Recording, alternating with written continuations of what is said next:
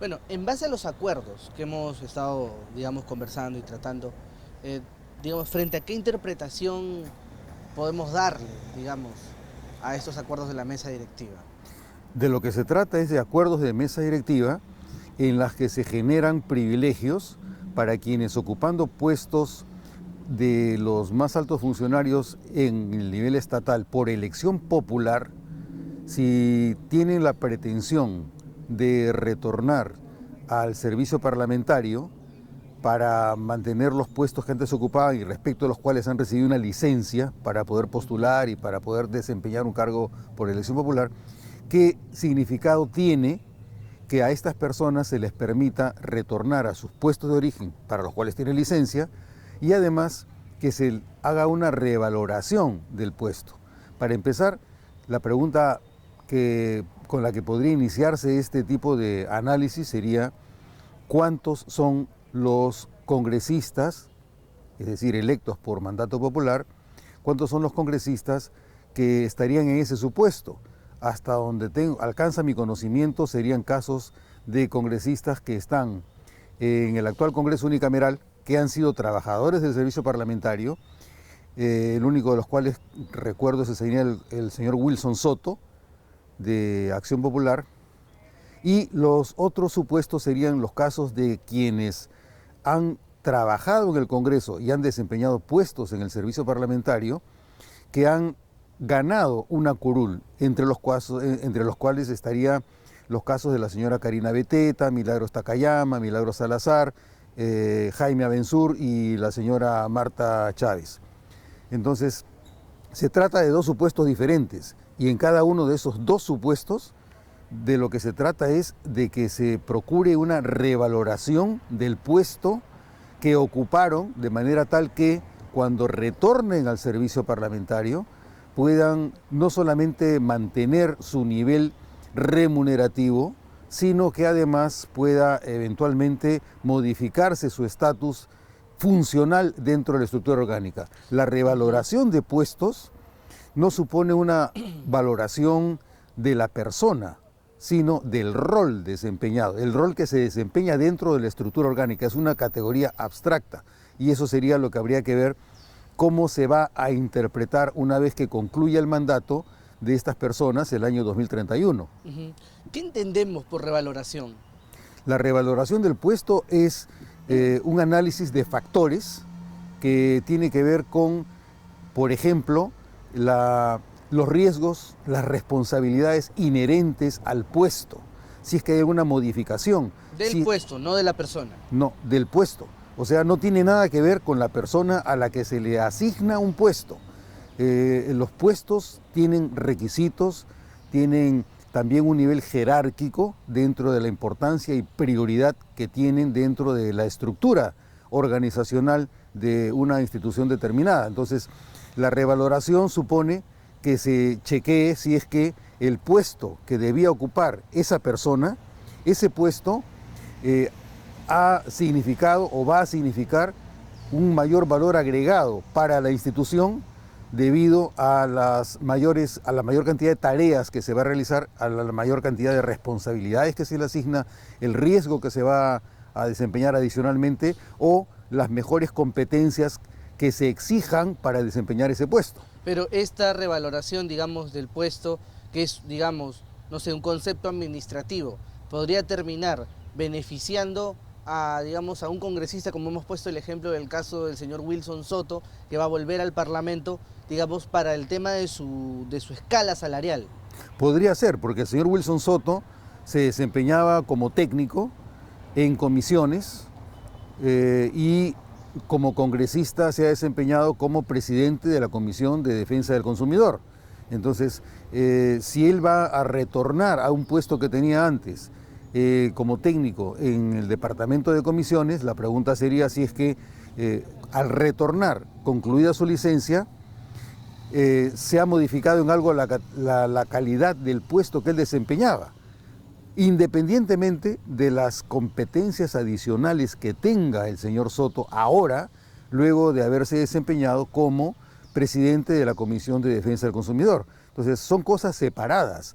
La revaloración del puesto tiene que ver con el puesto, no con la persona del señor Soto, que habiendo adquirido mejores competencias, mayores habilidades, destrezas, etcétera, con las que podría desempeñar un puesto dentro del servicio parlamentario. Son cosas diferenciables, pero no sé cómo se interpretará en el Congreso una categoría que es eminentemente administrativa y técnica. Y queda definitivamente en el aire la pregunta si es que la labor congresal finalmente puede acreditarse como un requisito para la revaloración. Claro, la competencia que puede haber adquirido, el mayor valor que puede haber adquirido como persona un trabajador o un congresista es independiente de la revaloración del puesto. Entonces, si se va a interpretar que la revaloración del puesto quiere decir, como ahora el señor tiene otras competencias, otras habilidades, otras destrezas, correspondería que a él ya no se lo considere como técnico, sino que se lo considere como profesional y eventualmente como asesor o secretario técnico de la Comisión de Defensa del Consumidor, por ejemplo.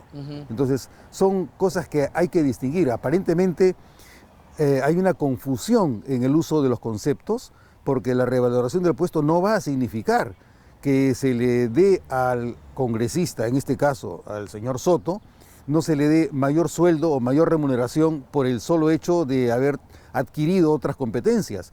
Él retornaría al nivel de técnico, pero dependerá de si posiblemente después él puede ascender o puede pedir que se le ascienda a un cargo de mayor nivel como profesional, porque también es profesional. Claro, y podría prácticamente subir de escala.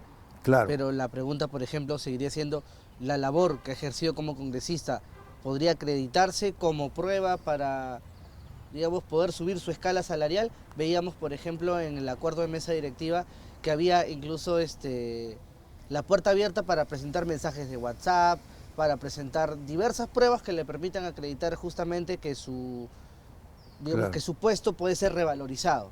Pero date cuenta que la revaloración no se trataría de la revaloración del puesto, sino de la oportunidad que puede solicitar que se le reconozca a quien es congresista para ascender en el puesto. El ascenso no tiene mucho que ver con la revaloración. El ascenso tiene que ver con que tú postules al puesto en razón de que hay una vacante, y porque hay una vacante tiene que analizarse si cumples con los requisitos y si es que existe competencia, en qué medida tu posición es superior a la de los demás. Ese sería el procedimiento regular para el ascenso en el puesto, que es diferente a la revaloración del puesto. Usted ha dicho una palabra importante, eso sería lo regular, digamos, pero con estos acuerdos de mesa directiva, digamos, se deja la puerta abierta a que finalmente sea el Congreso el que termine interpretando cómo es que se va a aplicar la norma. En realidad lo que se ha generado es una oportunidad para que se interprete este acuerdo de mesa en beneficio de las personas que dejarán de ser congresistas, que dejan en este caso o que dejarán dentro de 5 años, de manera que puedan sacarle la vuelta al concepto de revaloración de puestos, y dependiendo de quién se encuentre en ese momento en el Departamento de Recursos Humanos o en la mesa directiva, cabrá que se señale que lo que se interpreta técnicamente como revaloración de puestos se interprete de otra manera en beneficio de la persona que solicita el beneficio. La norma debería ser más explícita entonces en ese caso. Debería ser más implícita, pero en realidad, más allá de eso, los conceptos deberían estar claros, ¿no? Bueno, en realidad no habría sido necesario ni siquiera que se apruebe ese acuerdo de mesa, porque si está con licencia, regresas a tu puesto. ¿Qué necesidad hay de que se diga una revaloración de puesto que es totalmente impertinente e irrelevante técnicamente? Lo que correspondería sería que si retornas al puesto de técnico, entonces postules cuando se abra la plaza al puesto de profesional o de asesor o de secretario técnico.